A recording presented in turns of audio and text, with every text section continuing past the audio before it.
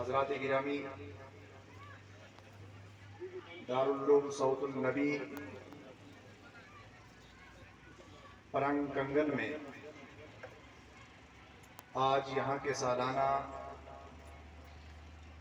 Conference جو میلاد النبی conference کے نام سے معنون ہے، اس میں پہلی بار حاضر ہوا ہوں، لیکن ابتداءً چھوٹی سی ایک تاریخ میں بیان کر دوں کہ میں جامعہ اشرفیہ مبارک پور میں اسٹوڈنٹ تھا جس وقت اس دارالعلوم کی سنگ بنیاد رکھی گئی، فاؤنڈنگ اسٹون رکھا گیا تھا۔ میں جامعہ اشرفیہ میں اس وقت طالب علم تھا اور وہاں سے گھر آیا اور دربار بابا جی صاحب لاروی رحمۃ اللہ علیہ پر حاضری کے لیے، جو ہماری سالانہ روایت ہے، میں یہاں موجود تھا۔ تو اسی میدان میں اس ادارے کا سنگ بنیاد میرے پیر مرشد گرامی حضرت قبلہ میاں بشیر احمد لاروی رحمۃ اللہ علیہ کے دست کرم سے رکھا گیا۔ بڑا مختصر اور جامع پروگرام ہوا تھا۔ تو الحمدللہ فاؤنڈنگ اسٹون کا جو پروگرام اس ادارے کا ہوا تھا، اس میں بحیثیت اسٹوڈنٹ، بحیثیت طالب علم 10 منٹ میری تقریر ہوئی تھی بابا صاحب کی موجودگی میں۔ سبحان اللہ، سبحان اللہ۔ تو مجھے وہ وقت یاد ہے، اس طرح کا ایک ایکسپیرینس پر مشتمل تجربے پر مشتمل جواب حضرت جبریل بڑی خوشی سے دیتے تھے۔ یا رسول اللہ، اپنی عمر کا برابر حساب تو نہیں، لیکن ساق عرش اعظم پر ایک قندیل روشن ہوتی تھی، ایک چراغ روشن ہوتا تھا۔ 70,000 سال تک وہ چراغ غائب رہتا تھا، 70,000 سال کے بعد پھر اس کی لائٹ لگتی تھی، سبحان اللہ۔ پھر 70,000 سال تک غائب، 70,000 سال گزرنے کے بعد پھر تھوڑی دیر تک وہ قندیل روشن ہوتی تھی۔ یا رسول اللہ صلی اللہ علیہ وسلم، میں نے اپنی عمر میں وقفے سے 72,000 مرتبہ اس قندیل کو دیکھا۔ سبحان اللہ، سبحان اللہ۔ جبریل سمجھے آج آقا کی بارگاہ میں عمر کا ایک طویل تجربہ، ایک لمبی عمر بتا کر میں فخر کر رہا ہوں، لیکن آقا مسکرائے اور مسکرا کر ارشاد فرمایا، جبریل جانتے ہو وہ ستارہ کون تھا؟ وعزت ربی انا ذالک الکوکب، اے جبریل مجھے اپنے رب کی عزت و جلال کی قسم، وہ ستارہ میں محمد رسول اللہ۔ سبحان اللہ، سبحان اللہ۔ اب یہاں پر میں نے کہا تھا بات آپ کی سنی ہوئی ہے، لیکن اس سے آپ نتیجہ اخذ کرتے چلیے۔ اب یہاں پر آپ نتیجہ یہ اخذ کر سکتے ہیں کہ آقا نے کسی معمولی فرشتے سے نہیں فرمایا، بلکہ سب سے بڑے فرشتے سے فرمایا۔ جب مخاطب سب سے بڑا فرشتہ ہوتا ہے، سب سے بڑی ذات ہوتی ہے، تو اب چھوٹی ذات کا سوال ہی پیدا نہیں ہوتا۔ جبریل حیران ہو گئے، یا رسول اللہ آپ کی حقیقت کیا ہے؟ میں سمجھ ہی نہیں پایا کہ جب سے میں نے آنکھیں کھولی ہیں آپ کے نور کو دیکھ رہا ہوں۔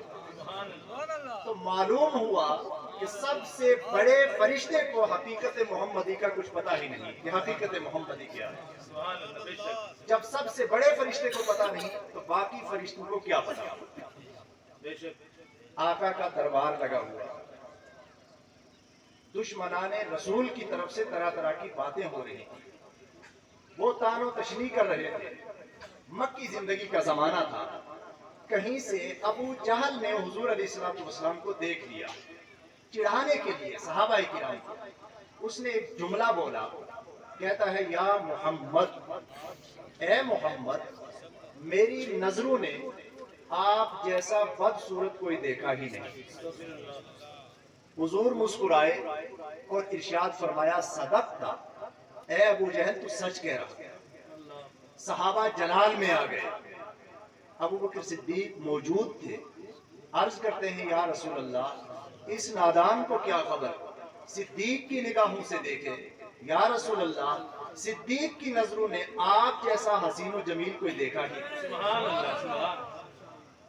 عاشق کی نظر سے اگر چہرہ رسول کو دیکھا جائے تو حضور کے چہرے کے سامنے کچھ نظر نہیں آتا، यही वजह है कि उस चेहरा नबूवत को देखकर शायर रसूल ने कहा था व अहसन मिनका लम तरा क़त्तु ऐनी व अजमल मिनका लम तलिद निसाउ खुलिक़्त मुबर्रअन मिन कुल्लि ऐबिन कअन्नका क़द खुलिक़्त कमा तशाउ। या रसूलल्लाह, मेरी नजरों ने आप जैसा हसीन व जमील कोई देखा ही नहीं, बल्कि अकीदा ये है कि किसी माँ ने आज तक आप जैसा कोई लाल पैदा ही नहीं किया। बेशक बेशक। खुलिक़्त मुबर्रअन मिन कुल्लि ऐबिन, अल्लाह ने हर ऐब से आपको पाक करके पैदा फरमाया और गोया आपको उस तरह का पैदा फरमाया जिस तरह आप चाहते थे। उम्मुल मोमिनीन आयशा सिद्दीक़ा रज़ियल्लाहु ताला अन्हा ने जब वो वाक़या सुना हज़रत यूसुफ अलैहिस्सलाम का हुस्न देखकर औरतों ने अपनी उंगलियां काट डाली थी, ये वाक़या जब उम्मुल मोमिनीन की नज़र से गुजरा तो उन्होंने कहा था लौ समिउ फी मिस्र औसाफ खत्तिही लमा बज़लू फी यूसुफ मिन नक़ीदी लवाक़ी ज़ुलैख़ा लौ रअयना जबीनहु लअसरना बिल क़त्इल क़ुलूबि अलल ऐदी। अगर हज़रत यूसुफ अलैहिस्सलाम को खरीदने वाले हज़रात या रसूलल्लाह आपका चेहरा देख लेते तो यूसुफ को खरीदने में अपना पैसा खर्च न करते, जमाल मुस्तफ़ा खरीद लेते। और ज़ुलैखा को ताना करने वाली, ताना देने वालियों ने यूसुफ के जमाल को देखकर तो सिर्फ उंगलियां काटी थी, अगर जमाल मुस्तफ़ा उनकी नजर में आ जाता तो अपना दिल काट के रख देते। ये चेहरा जब सिद्दीक ने देखा तो कहते या रसूलल्लाह, मेरी नजरों ने आप जैसा हसीन व जमील कोई देखा ही नहीं। हुजूर फरमाते हैं सदक़ता या सिद्दीक, ऐ मेरे सिद्दीक, आपने सच कहा। सहाबा अर्ज करते हैं या रसूलल्लाह, आप दो अलग अलग जुमले बोल रहे हैं। दुश्मन रसूल कह रहा है कि आप जैसा बदसूरत कोई नहीं, आप कह रहे हैं कि तुमने सच कहा। सिद्दीक कह रहे हैं आप जैसा खूबसूरत कोई नहीं, आप फरमा रहे हैं कि सच कहा। इसमें क्या फलसफा है, बात समझ में आ रही है? आका फरमाते हैं कि ऐ सिद्दीक, ना अबू जहल ने मुझे देखा और न तूने मुझे देखा। अना मिरअतुल्लाहि अलल अर्द, मैं जमीन पर अल्लाह का आईना हूँ, शीशा हूँ। अब आईने के सामने जो जैसा आएगा वैसा देखेगा। ना अबू जहल ने मुझे देखा, ना सिद्दीक ने देखा। अबू जहल किरदार की गंदगी देकर आया था, उसे बदसूरत अपना चेहरा नजर आया और मुझे कह रहा है कि आप बदसूरत हैं। मैंने कहा तूने सच कहा। सिद्दीक सदाकत का ताजदार इश्क़ रसूल लेकर आया था, तो उसने जब अपना किरदार देखा तो अर्ज करता है या रसूलल्लाह, जैसा हसीन व जमील कोई नहीं। ना मुझे सिद्दीक ने देखा, ना मुझे अबू जहल ने देखा। फरमाते हैं या अबा बकर लम यअरफनी हकीकतन गैर रब्बी, ए अबू बकर, मेरी हकीकत क्या है, मेरे रब के सिवा कोई जान ही नहीं सकता। बेशक सुभान अल्लाह सुभान। अब सबसे बड़े सहाबी से जिनके बारे में खुतबा में पढ़ा जाता है अफ़ज़लुल बशर बअदल अंबिया बितक़दीर अमीरुल मुमिनीन अबी बकर सिद्दीक। यही एक सुन्नी मुसलमान का अकीदा होना चाहिए। अकीदा सहाबा यही है कि अंबिया किराम के बाद सबसे बड़ी अज़मत, सबसे बड़ी शान इज्तिमाई तौर पर सैयदना सिद्दीक़ अकबर रज़ियल्लाहु ताला। नारे तकबीर, नारे रहिए सुकून के साथ, थोड़ी देर तक मैं गुफ्तगू करूंगा, बात समझ में आ रही है? तो आका किससे फरमा रहे हैं कि मेरी हकीकत को मेरे रब के सिवा कोई नहीं जानता? सिद्दीक़ अकबर से फरमा रहे हैं। क्यों? इसलिए कि जब अगर ये उमर से फरमाते, अगर ये खिताब उमर से होता तो जहन में ये बात जा सकती थी कि अगर उमर नहीं जानते, हो सकता है यार गार जानते हो। लेकिन यार गार से फरमाया कि ऐ सिद्दीक, मेरी हकीकत को मेरे रब के सिवा कोई जान ही नहीं सकता और किसी ने मुझे पहचाना ही नहीं। तो अब बाकी तमाम सहाबा की नफी हो गई कि जब सिद्दीक को हकीकत मोहम्मदी पता नहीं तो दूसरे को क्या पता होगा। इसलिए फरमाया कि अबू बकर सिद्दीक, मेरी हकीकत को मेरे रब के सिवा कोई जानता नहीं। सवाल पैदा हो सकता है सिद्दीक तो ना जानते हो, लेकिन सिद्दीका कायनात जानती हो। खलवतों में रसूल के साथ रहने वाली उम्मुल मोमिनीन आयशा सिद्दीका जानती हो, महबूब रब्बुल आलमीन जानती हो। ये सवाल पैदा हो सकता है, लेकिन आइए बात करता चलो। उम्मुल मोमिनीन आयशा सिद्दीका रज़ियल्लाहु ताला अन्हा फरमाती हैं, एक दिन मैं घर में कपड़े सी रही थी तो मेरे सरकार तशरीफ ले आए। जैसे हुजूर के आने की खबर हुई, अब इस तरफ मैं नहीं जाना चाहता कि किसने आयशा को बता दिया कि आका तशरीफ ला रहे हैं, इसलिए कि आका के पसीने में इतनी खुशबू थी जैसे ही करीब आते थे सहाबा को महसूस हो जाता था कि मुस्तफ़ा आने वाले हैं। सुभान अल्लाह, सुभान अल्लाह। तो जब आने का थोड़ा सा एहसास हुआ कि मुस्तफ़ा जाने रहमत तशरीफ लाने वाले हैं, तो उम्मुल मोमिनीन फरमाती हैं कि मैं दौड़कर बारगाह रिसालत में इस्तिकबाल करने के लिए हुजरे के दरवाजे पर गई। तो मैंने देखा कि आका तशरीफ ला रहे हैं और बाहर छमाछम बारिश हो रही है, मूसलाधार बारिश। अब उस मूसलाधार बारिश में हुजूर अलैहिस्सलातु वस्सलाम बाज़ाब्ता भीग रहे हैं। अब आप हजरात को याद होगा, शायद यहाँ भी ये रिवाज है या नहीं, लेकिन हमारे यहाँ जब बारिश के कतरे पड़ जाते हैं तो अगर घर में माँ मौजूद हो, बेटा आ रहा हो, तो पहले पानी का गिलास पेश किया जाता है कि आप पर बारिश के कतरे पड़ गए हैं, बुखार होने का अंदेशा है, 2-4 घोंट पानी पीजिए। तो इसी जज्बे के तहत उम्मुल मोमिनीन फरमाती हैं कि मैंने भी रसूलुल्लाह सल्लल्लाहु अलैहि वसल्लम के शाने मुबारक पर हाथ रखा कि कितना भीगे हैं, मूसलाधार बारिश है, इस बारिश में हुजूर कितने भीगे हैं, इसका अंदाजा करने के लिए मैंने जल्दी जल्दी शानाए रिसालत पर हाथ रखा। तो मैं बिल्कुल हैरान हो गई। सुभान अल्लाह। मैंने देखा कि पानी का एक कतरा भी रसूलुल्लाह के शाने मुबारक पर नहीं, सुभान अल्लाह। बिल्कुल सूखे। मैंने अर्ज किया, या रसूलुल्लाह आप तशरीफ ला रहे थे, छमाछम बारिश हो रही थी, मैंने सोचा पहले आपके शाने पर हाथ रखूं और फिर पानी आपकी बारगाह में पेश करूं, लेकिन आप पर तो कोई बारिश का नाम निशान भी नहीं। फलसफा क्या है, माजरा क्या है? आका मुस्कुराए और इरशाद फरमाया, ए आयशा, आज सर पे क्या रखा है? सुभान। सर पे क्या रखा है? अर्ज करते हैं, या रसूलल्लाह मैं अकेली थी अपने हुजरे में, कपड़ा सी रही थी, दुपट्टा खिसक गया, आपके आने का एहसास हुआ, जल्दी से हाथ मारा तो आपने दुपट्टे पर हाथ न पड़ा, आपकी कमली मुबारक पर हाथ पड़ा, उसी को उठाकर आपने सर पे रख लिया। आका फरमाते हैं, आयशा ये मेरी कमली की बरकत है जिसकी बुनियाद पर तू नूर की बारिश को देख रही थी। ये बारिश मुझ पर हमेशा होती रहती है, लेकिन आज तूने इसलिए देख ली कि आज तेरे हसर पर मेरी कमली। सुभान अल्लाह, सुभान। अर्ज करते या रसूलल्लाह आपकी हकीकत क्या है? हमें तो मालूम ही नहीं होता कि आप किस जुमरे के बशर हैं। आप फरमाया, है आयशा मैंने आपके वालिद से कह दिया है, मेरी हकीकत को मेरे रब के सिवा कोई जानता है। सुभान अल्लाह, सुभान। तो जब हकीकत मुस्तफ़ा ये है और किसी का तारुफ करना हो, किसी के बारे में कुछ कहना हो, किसी के बारे में कोई स्टेटमेंट जारी करना हो, तो उसकी हकीकत के बारे में मालूम होना चाहिए। हजरत मौलाना अशरफ साहब को पता था कि इब्राहिम मिसबाही इब्तिदान अपने वालिद से पढ़े हैं, फिर जानी है, उन्होंने मेरा तारुफ आप हज़रात के सामने करवा दिया, लेकिन अगर ये मुझे जानते ना तो मेरा तारुफ किस तरह कर सकते? तो जब हकीकत मोहम्मदी हमें मालूम ही नहीं तो फिर हम जलसे क्यों करते हैं जिसमें रसूल का तारुफ पेश किया जाता है? फिर ये जुलूस क्यों निकाले जाते हैं जिसमें अपनी मोहब्बत का इजहार किया जाता है? ये सब कुछ किस लिए किया जाता है?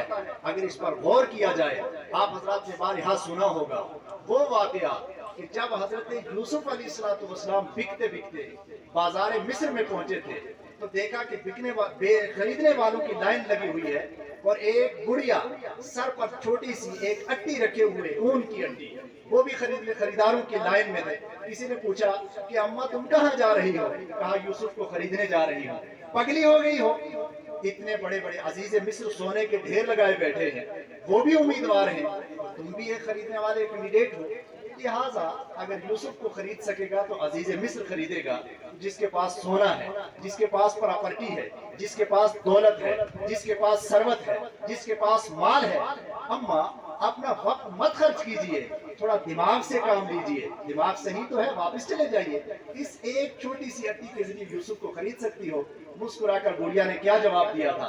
कहा कि दिमाग मेरा खराब नहीं है, दिमाग तुम लोगों का खराब है जो यूसुफ को खरीदने की बात कर रहे हो।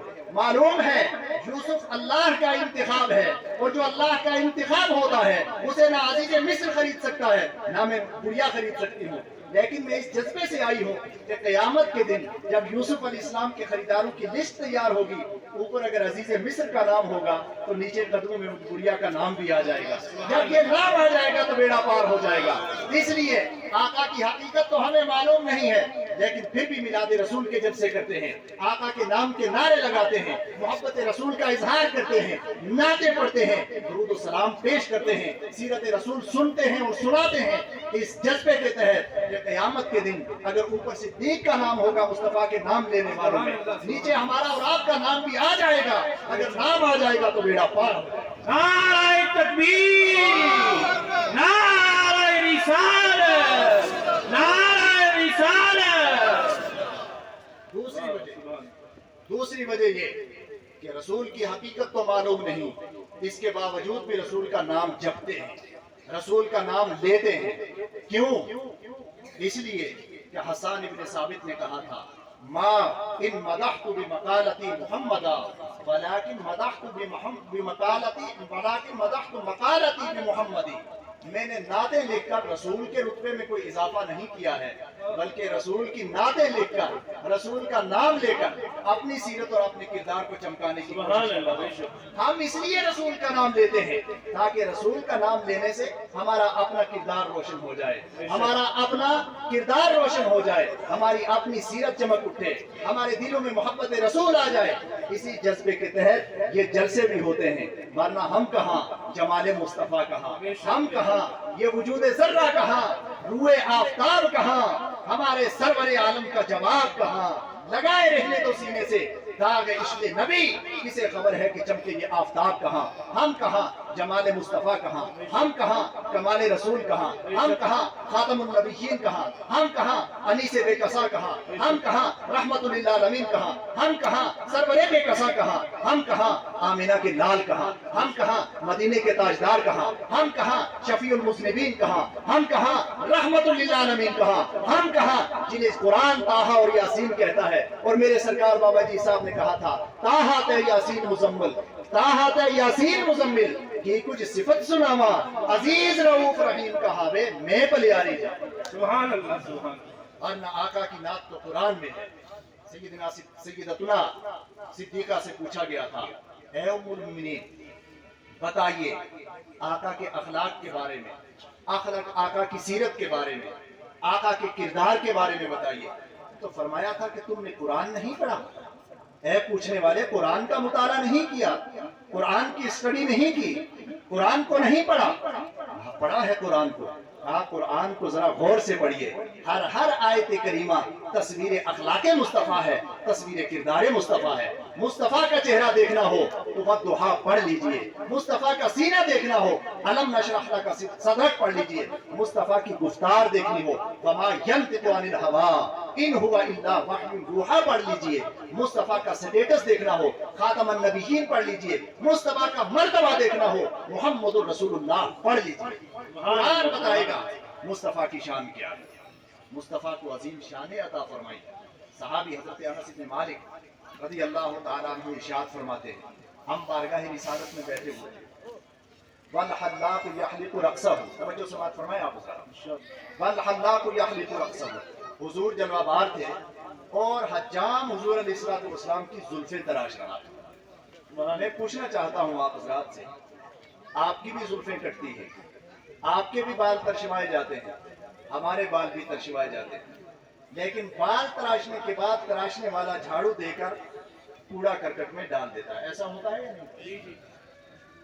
ڈال دیا جاتا ہے، چاہے وہ کسی باجی کے بال ہوں، چاہے مولوی کے بال ہوں، چاہے عام انسان کے بال کٹتے ہیں اور نالی میں پھینک دیا جاتا ہے، لیکن مصطفیٰ جان رحمت کے بال مبارک بھی اسی طرح تراشے جاتے تھے۔ انس بن مالک کہتے ہیں رأیت رسول اللہ صلی اللہ علیہ وسلم والحلاق یحلق رأسہ، میں نے حضور علیہ السلام کو دیکھا حجام حجامت بنوا رہا تھا، وما ان قطعت شعرۃ من رأس رسول اللہ صلی اللہ علیہ وسلم الا وقعت فی کف رجل منهم فذهب بها، جب بھی حضور علیہ السلام کی زلف کو تراشا جاتا اور جب بھی کوئی بال سر انور سے جدا ہو کر نیچے کی طرف تشریف لاتا تو صحابہ کرام ہاتھ پھیلا کر اس کو اٹھا لیتے، صحابہ ارد گرد رہتے، ایک بال بھی حضور علیہ السلام کا زمین پر نہ گرنے دیا، صحابہ اسے اپنے گھروں میں لے گئے۔ دوسرے دن صداقت کے تاجدار صدیق اکبر بارگاہ رسالت میں حاضر ہوتے ہیں، یا رسول اللہ صلی اللہ علیہ وسلم آج اپنے گھر میں ایک عجیب تماشا دیکھ رہا ہوں۔ کیا تماشا ہے؟ عرض کرتے ہیں یا رسول اللہ صلی اللہ علیہ وسلم، میں گھر میں گیا تو میں نے دیکھا کہ میرے گھر میں قرآن پاک کی تلاوت کی جا رہی ہے، انتہائی خوش الحانی سے، انتہائی محبت بھرے انداز میں قرآن پڑھا جا رہا ہے، اور قرآن اس انداز میں پڑھا جا رہا ہے کہ میرے گھر کے باہر سے گزرنے والے بھی رک کر اس تلاوت کو سن رہے ہیں، لیکن یا رسول اللہ تلاوت کرنے والا کوئی نظر نہیں آ رہا۔ آقا مسکرائے اور ارشاد فرمایا، صدیق کل میں نے زلفیں ترشوائی تھی، سبحان اللہ، چند بار تم بھی لے گئے تھے، کہاں رکھے ہیں؟ یا رسول اللہ انہیں الماری میں سجا کے رکھا۔ سبحان اللہ، فرمایا ہؤلاء ملائکۃ ربی قد اجتمعوا حول شعری ویقرؤون القرآن۔ اے صدیق، رب کی رحمت کے فرشتے اتر رہے ہیں، قرآن کی تلاوت بھی کر رہے ہیں، میرے بالوں کی زیارت بھی کر رہے ہیں۔ نعرہ تکبیر، نعرہ رسالت۔ اب یہ ہے حضور علیہ السلام کا ایک سٹیٹس، یہ ہے حضور علیہ السلام کا مرتبہ، یہ ہے حضور علیہ السلام کی شان، جو شان عام انسانوں سے حضور کو بہت بلند کرتی ہے۔ اللہ نے وہ شان حضور کو عطا فرمائی، ہمیں پہلے عرض کیا کہ انبیاء سابقین میں سے بھی کسی کو وہ شان عطا نہیں۔ بے شک، اب چھوٹی سی بات ملاحظہ فرمائیں، اس کو عالم جمادات کا تھوڑی فکری گفتگو ہے، آپ حضرات جب نتیجہ عرض کروں گا تو انشاءاللہ لطف آئے گا۔ یہ زمین جس پر ہم رہتے ہیں اسے عالم جمادات کہا جاتا ہے۔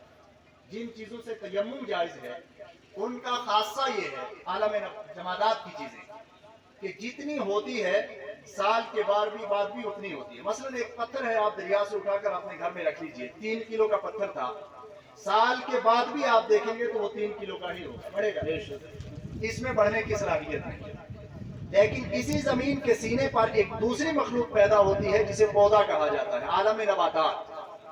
پودا کل چھوٹا سا تھا، آج بڑا ہو گیا، کل آپ کے قد کے برابر ہوگا، پرسوں آپ کو پھل بھی دے گا، ہے نا ایسا؟ بے شک، تو پتہ چلا کہ زمین کے مقابلے میں، عالم جمادات کے مقابلے میں، عالم نباتات کو اللہ تعالیٰ نے بڑھنے کی صلاحیت عطا فرمائی۔ اس کے بعد ایک تیسری مخلوق ہے جسے عالم حیوانات کہا جاتا ہے، بکری، بھیڑ، گھوڑا، عالم حیوانات کی چیزیں۔ اس میں زمین کے مقابلے میں بڑھنے کی صلاحیت ہے اور درخت کے مقابلے میں چلنے پھرنے کی صلاحیت ہے۔ بے شک، درخت چل پھر نہیں سکتا ہے اور جانور چلتا پھرتا بھی ہے۔ بے شک، اب اس میں فلسفہ آپ سمجھتے جائیے کہ درخت چونکہ چل پھر نہیں سکتا، اس کو اللہ تعالیٰ نے چلنے کی صلاحیت عطا نہیں فرمائی، اس لیے اسے رب کائنات پروٹیکشن اور روزی اس کی جڑوں میں عطا فرما دیتا ہے۔ زمین باضابطہ اسے روزی اور روٹی فراہم کرتی ہوئی نظر آتی ہے۔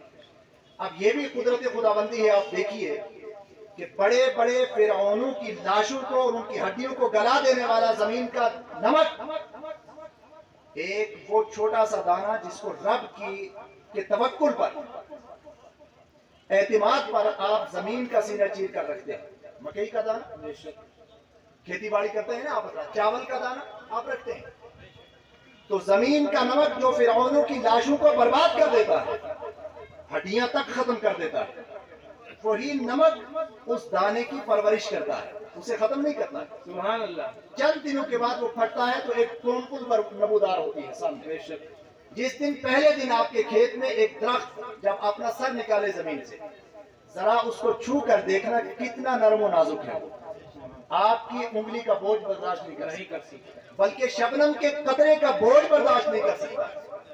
لیکن طاقت خداوند قدوس نے اتنی عطا فرمائی ہے کہ زمین کا چینہ چیر کر باہر آ جاتا ہے، سبحان اللہ، بے شک، بلکہ کبھی کبھار پتھروں کو چیر کر باہر آ جاتا ہے۔ آپ دیکھیے پہاڑوں پر ایسے درخت ہیں، بڑے بڑے ایسے درخت کہ ہم اگر انہیں باضابطہ پروٹیکشن بھی فراہم کریں تب بھی ہمارے ذہن میں نہیں اٹھتے، لیکن پتھر کا سینہ چیر کر باہر آتے ہیں اور تناور درخت بن جاتے ہیں۔ بے شک، یہی ہے الحمدللہ رب العالمین، رب کی قدرت یہی ہے۔ بے شک، تو بہرحال میں عرض کر رہا تھا کہ وہ دانہ جو رب کے توکل پر آپ نے زمین کا سینہ چیر کر رکھا تھا، اللہ کی پوری کائنات، پورا نظام قدرت اس کی خدمت میں لگ جاتا ہے اور تناور درخت بن جاتا ہے۔ لیکن اس فلسفے پر آپ غور کریں کہ وہ جانور جس کو اللہ تعالیٰ نے چلنے پھرنے کی صلاحیت عطا فرمائی ہے، اگر وہ درخت کی طرح کھڑا ہو جائے کہ جب درخت کو خدا روزی دیتا ہے تو مجھے بھی دے گا، تو کیا اس جانور کو کوئی روزی ملے گی؟ نہیں نہیں ملے گی. وہ 4 دن 5 دن بھوکا رہے گا، ختم ہو جائے گا، مر جائے گا. اس سے پتا چلا کہ رب کائنات کا نظام یہ ہے کہ اللہ تعالیٰ نے روزی اور روٹی حاصل کرنے کے لیے جس کو جتنی طاقت عطا فرمائی ہے اس کو وہ طاقت خرچ کر کے جو روزی اپنی حاصل کرتا ہے، یہ قدرت کے نظام قدرت کے عین مطابق ہے، خلاف نہیں ہے. اور ایک اور فلسفہ سنتے جائیے. آپ نے یہ فرق بھی دیکھا ہوگا کہ ایک وہ جانور ہے جو زمین سے تو اپنا چارہ لے سکتا ہے لیکن درخت کے پتے اتارنے کی صلاحیت اسے نہیں دی ہے اللہ تعالیٰ. مثلا بھیڑ ہے، بھیڑ باضابطہ درخت کی ٹہنیاں نیچے کر کے روزی روٹی نہیں حاصل کر سکتی ہے، اس لیے گھاس کی شکل میں اللہ تعالیٰ نے زمین پر ہی اسے روزی عطا فرمائی. بکری کو رب کائنات نے یہ صلاحیت بھیڑ کے مقابلے میں زیادہ عطا فرمائی ہے کہ وہ اپنے اگلے دونوں پاؤں اٹھا کر درخت کو نیچا کر کے کھا سکتی ہے. تو اللہ تعالیٰ نے اس کو یہ صلاحیت دی ہے کہ وہ درخت پر پاؤں رکھ کر اس کو جھکا بھی سکتی ہے، بلکہ درختوں پر چڑھ کے بھی کبھی کبھار اپنے روزی حاصل کر سکتی ہے. اس سے یہ فلسفہ سمجھ میں آتا ہے کہ انسان جس کو رب کائنات نے علم عطا فرمایا ہے تو اپنی روزی حاصل کرنے کے لیے بھی اس علم کو انسان خرچ کر سکتا ہے. سائنس کی دنیا میں آگے بڑھنا یہ نظام قدرت کے خلاف نہیں بلکہ عین مطابق ہے. وہ لوگ جنہیں جہاز کے پروں پر سوار ہو کر سعودی عربیہ میں جا کر حلال روزی کما کر لانے کی صلاحیت عطا فرمائی ہے، اگر وہ جائز طریقے سے جا رہے ہیں تو یہ نظام قدرت کے عین مطابق ہے، خلاف نہیں ہے. اور یہاں سے یہ بھی فلسفہ سمجھ میں آیا کہ اللہ تعالیٰ نے جس کو توانائی عطا فرمائی ہے، جس کو طاقت عطا فرمائی ہے، جس کو قوت عطا فرمائی ہے، ایسا شخص اگر بازار میں مانگتا ہوا نظر آئے کہ میرا بیٹا بیمار ہے میری مدد کرو، مزدوری کر سکتا ہے، طاقتور ہے، توانا ہے، اس کے باوجود اگر بیٹے کے لیے وہ چندہ باضابطہ مانگتا ہوا نظر آ رہا ہے تو آپ اس کو پکڑ کر کے فلسفہ سمجھائیے کہ ہم نے سیرت رسول کے جلسے میں یہ سنا ہے کہ اگر آپ کو کمانے کی صلاحیت اللہ تعالیٰ نے عطا فرمائی ہے، اس صلاحیت کو خرچ کر کے آپ کمائیں گے، اس کمانے پر آپ کو ثواب بھی ملے گا. ایسے شخص کو بھیک دینا جائز نہیں. جو کما سکتا ہے ہوتا ہے ایسا، مانگنے والے آ جاتے ہیں خدا کے نام پہ دے دو، رسول کے نام پہ دے دو، لیکن اگر اس کو کمانے کی صلاحیت اس کے پاس ہے اس کے باوجود مانگ رہا ہے تو فطرت سے بغاوت کر رہا ہے، ایسے شخص کو دینا جائز نہیں. آگے چلیے. بہرحال زمین کے مقابلے میں درخت کو جانور کو بڑھنے کی صلاحیت عطا فرمائی اور درخت کے مقابلے میں چلنے پھرنے کی صلاحیت عطا فرمائی. اب اس کے بعد آتا ہے عالم انسانیت. انسان کو اللہ تعالیٰ نے بڑھنے کی صلاحیت بھی عطا فرمائی، چلنے کی صلاحیت بھی عطا فرمائی اور ساتھ ہی ساتھ اسے عقل اور فہم بھی عطا فرمائی جو جانور سے زیادہ ہے. ایک جانور جب چارہ دیکھے گا تو کھائے گا. مولانا اشرف صاحب آپ نے دیکھا ہوگا اگر ایک بکری زہر، وہ درخت ایسے ہیں جن کے پتے زہر ہوتے ہیں جانور کے لیے، وہ کھا کے سامنے مر رہی ہے تو دوسری بکری کو آپ سمجھائیں گے، تقریر کریں گے کہ یہ زہر ہے، تمہاری بہن نے کھائی تو وہ مر گئی لہذا مت کھاؤ. تو کیا آپ کی تقریر کا اثر ہوگا بکری؟ نہیں، وہ نہیں. کیوں؟ اس لیے کہ تقریر کا اثر ہوتا ہے عقل مند پر جس کو عقل کی صلاحیت عطا فرمائی. بکری کو چلنے پھرنے کی صلاحیت عطا فرمائی ہے، عقل کی صلاحیت اللہ نے عطا نہیں فرمائی ہے، اس لیے وہ کھائے گی. اسے جہاں بھی چارہ دیکھے گی وہ کھائے گی. اسے معلوم نہیں کہ میرے مالک کا کھیت ہے یا دوسرے کا کھیت ہے. لیکن انسان کو اللہ تعالیٰ نے عقل کی صلاحیت عطا فرمائی ہے، اس لیے پابندیاں بھی بڑھا دی ہیں. اس لیے انسان کو ہر معاملے میں عقل سے کام لینا چاہیے. دنیا کے معاملات میں عقل سے کام لینا چاہیے، لیکن جب دین کا معاملہ آ جائے، جب اپنی حیات انسانی کو کے قانون مرتب کرنے کا مرحلہ آ جائے تو اب عقل انسانی کے حوالے بھی اللہ نے نہیں عطا فرمایا. ایک جماعت انبیاء کرام کی بھیج دی اور انہیں صرف عقل ہی نہیں وحی الہی کی طاقت دے کر کے بھیجا، اس لیے کہ عقل میں غلطی ہو سکتی ہے لیکن وحی الہی میں غلطی نہیں ہوتی. اس لیے فرمایا قل، اے میرے محبوب فرما دیجئے، انما انا بشر مثلکم، بظاہر شکل و صورت میں آپ جیسا انسان ہوں لیکن یوحا الیہ، اپنے جیسا مت سمجھ لینا، مجھ پر وحی الہی نازل ہوتی ہے جو وحی الہی مجھے تم سے ممتاز کر دیتی ہے. سبحان اللہ. بے شک. آپ نکالیے ایک پتھر جس کو کتنا ہی پال پوس لیں، کتنا ہی پروٹیکشن اسے فراہم کرتے ہیں، وہ درخت نہیں بن سکتا. ایک درخت کبھی جانور نہیں بن سکتا، ایک جانور کبھی ترقی کر کے انسان نہیں بن سکتا. ایک انسان اپنے عمل اور کردار کے ذریعے کتنا ہی آگے بڑھ جائے نبی کے برابر نہیں ہو سکتا، اس لیے کہ نبی کو وحی کی صلاحیت جو عطا فرمائی ہے وہ نبی کو تمام انسانوں سے بلند کر دیتی ہے۔ بے شک، سبحان اللہ، سبحان اللہ۔ اب اس سے فلسفہ نکلتا ہے کہ وہ لوگ جو نبی کو اپنے جیسا بشر کہتے ہیں وہ فطرت سے بغاوت کر رہے ہیں، انہوں نے اس فطرت کے فلسفے کو سمجھا ہی نہیں کہ نبی کو اللہ تعالیٰ نے وحی کی صلاحیت عطا فرما کے عام انسانوں سے بہت بلند کر دیا۔ اب آگے بڑھیے، اب میں اپنی تقریر کو آخری مرحلے میں لا رہا ہوں۔ آج ہم موجود ہیں صوت النبی کے ادارے میں، صوت النبی۔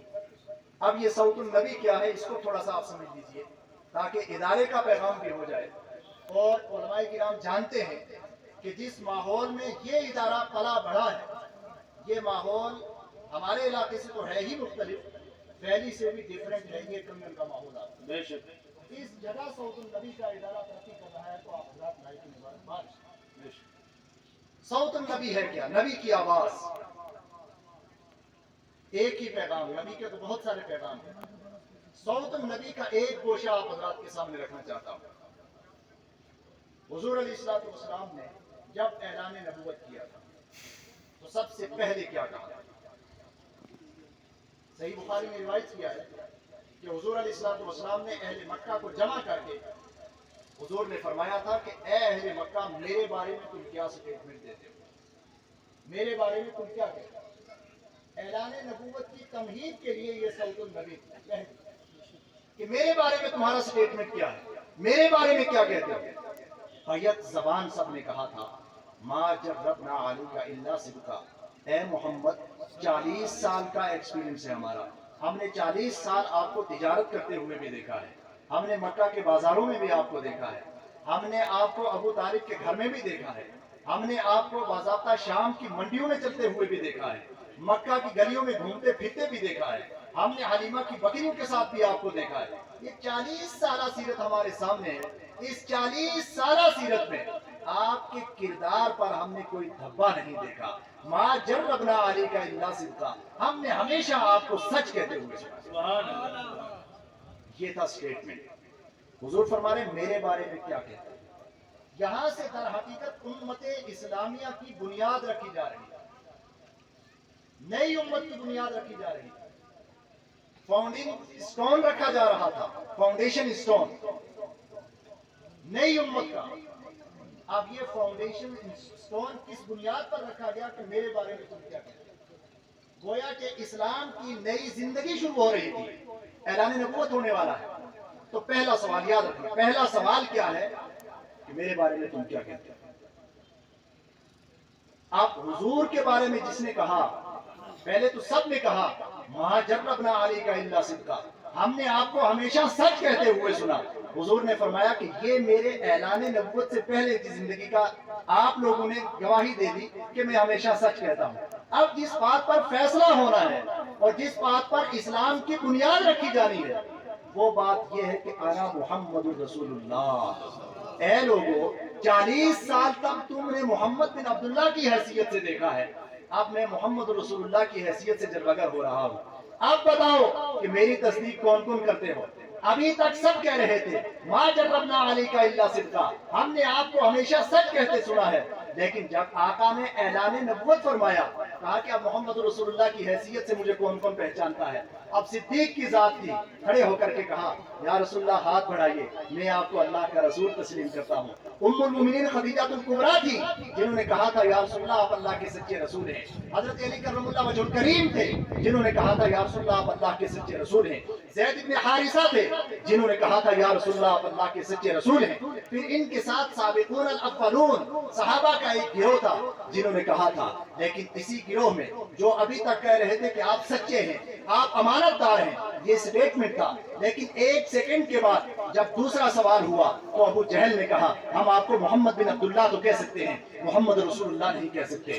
عتبہ نے کہا تھا محمد بن عبداللہ کی حیثیت سے تو ہم جانتے ہیں، لیکن آپ کو محمد رسول اللہ نہیں مان سکتے، آپ ہمارے باپ دادا کے دین کی بغاوت کر رہے ہیں، آپ ہمارے باپ دادا کے دین کو برا بھلا کہہ رہے ہیں، جن بتوں کی آج تک ہم پوجا کرتے رہے آپ ان بتوں کو چھوڑ کر ایک اندیکھے خدا کی بات کر رہے ہیں، اس لیے محمد محمد بن عبداللہ کی حیثیت سے تو ہم آپ کو مانتے ہیں، آپ ایک قائد بننا چاہتے ہیں، سیاسی لیڈر بننا چاہتے ہیں، چاند اور سورج کو لا کر آپ کے ہاتھ پہ رکھنے کی بات ہو، آپ کے لیے ڈونیشن کر کے ایک عظیم خزانہ تو ہم تیار کر سکتے ہیں، لیکن آپ کو محمد رسول اللہ ہم نہیں مان سکتے۔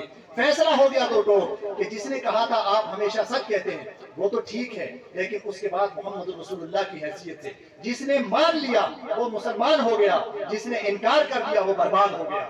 مسلمانوں، یہ صوت النبی کی آواز، یہاں پر یہی سکھایا جاتا ہے کہ محمد رسول اللہ کی حیثیت سے محمد رسول اللہ کو پہچانو۔ آج ہم اور آپ زندہ ہیں، اللہ کے رسول کے نام کے نعرے بھی لگا رہے ہیں، کل ہمیں اس دنیا سے جانا ہے۔ دوستو، جب اس دنیا سے گئے معلوم ہے کیا ہونا ہے ہمارے ساتھ۔ جس طرح اہل مکہ سے پہلے ایک کوسچن کیا گیا تھا کہ تم میرے بارے میں کیا کہتے ہو، اسی طرح ہم ہر دنیا سے جانے والے انسان سے دو سوالات پہلے کیے جائیں گے۔ من ربو کا، سارے کہیں گے من ربو کا، کہا ربی اللہ، سب کہیں گے ہمارا رب اللہ ہے۔ پھر دوسرا کوسچن ہوگا ما دینو کا، تیرا دین کیا ہے، سب کہیں گے دین الاسلام، ہمارا دین اسلام ہے۔ اب وہ بات شروع ہو رہی ہے جس بات سے حضور علیہ الصلوۃ والسلام نے سب سے پہلا اعلان فرما کر، سب سے پہلی صوت النبی جو مسلمانوں کے کانوں میں گونجی تھی، اب وہی آواز جب ہماری اخروی زندگی شروع ہو رہی ہے، قبر میں بھی وہی تیسرا سوال ہوگا ما کنت تقول فی ھذا الرجل الذی بعث فیکم، اس شخصیت کے بارے میں تم کیا کہا کرتے تھے، یہ نہیں کہ آپ کیا کہتے ہیں آج لے ان کی پناہ آج مسلمانوں سے، پھر نہ مانیں گے قیامت میں اگر مان گیا۔ اب آپ بتائیے، ایک ایسا گھر ہو جس میں آپ کو روک دیا گیا ہو، گھر والے سب واپس چلے گئے ہوں، کوئی نہ ہو، تنہائی کا گھر ہو، کوئی کھانا دینے والا نہ ہو، کوئی پانی پلانے والا نہ ہو، کوئی آپ کی باز پرسی کرنے والا نہ ہو، کوئی بیمار پرسی کرنے والا نہ ہو، ایک غار میں آپ کو بند کر دیا جائے، 10 دن تک آپ بند رہیں، پھر اچانک ایک شخص آ کر کے آپ کا حال پوچھے کہ آپ کیسے ہیں، آپ کو کوئی تکلیف تو نہیں ہے، آپ اس کے احسان مند رہیں گے یا نہیں؟ مصطفیٰ جان رحمت کی ذات وہ ہے کہ جب کوئی نہیں ہوگا مصطفیٰ کا چہرہ ہوگا اور پوچھا جائے گا ما کنت تقول فی ھذا الرجل الذی بعث فیکم، وہی صوت النبی جہاں سے اسلام شروع ہوا تھا۔ ایک مومن کی اخروی زندگی کا آغاز بھی اسی کوسچن سے ہوتا ہے، اسی سوال سے ہوتا ہے۔ دیگر اداروں میں اور دارالعلوم صوت النبی میں یہی فرق ہے کہ دیگر اداروں میں پہلے دو سوال سمجھائے جاتے ہیں، دیگر اداروں میں پہلے دو سوال سمجھائے جاتے ہیں، صوت النبی میں تیسرا سوال جو حقیقی معنی میں صوت النبی ہے وہ سمجھایا جاتا ہے۔ ٹھیک ہے، پوچھا جائے گا اس شخصیت کے بارے میں کیا کہتے ہیں۔ اب حضور نے بتا دیا، کچھ لوگ وہ ہوں گے جو کہیں گے صحیح حدیث ہے، وہ کہیں مسند امام احمد بن حنبل کی، وہ کہیں گے کہ ھذا الرجل، یہ شخصیت سمعت الناس یقولون قولا فقلت مثلہ لا ادری، کچھ لوگوں کو کچھ کہتے سنا ہے، میں نے بھی وہی کہہ دیا، اس کے سوا میں کچھ نہیں جانتا ہوں۔ یعنی ہم جیسے بشر کہتے تھے تو میں نے بھی ہم جیسے بشر کہہ دیا، کہا کچھ نہیں جانتے تھے، میں نے بھی کہہ دیا کچھ نہیں جانتے تھے، اس کے سوا میں کچھ نہیں جانتا۔ لیکن جو صوت النبی کے پیغام کو دل کے کانوں سے سننے والا ہوگا، جو رسول پر اپنا سب کچھ قربان کرنے کا جذبہ رکھنے والا ہوگا، عاشق رسول، تو وہ وہاں بھی کہے گا ہوا رسول اللہ صلی اللہ علیہ وسلم۔ ان کے نام کے لیے تو ہم جلسوں میں بیٹھا کرتے تھے، ان کے نام کے تو نعرے لگایا کرتے تھے، زندگی بھر ان کے نام کو جپتے رہے۔ آج اے فرشتوں پوچھتے ہو کہ یہ کون ہیں؟ مرتا تھا جن کے واسطے، پایا انہیں نکیرو، ہو لینے دو تصدق، اسلام جواب کیسا ہے خوف سزا سے مجرم، یہ آپ کیسا، جب رب ہے مصطفیٰ کا پھر اضطراب کیسا۔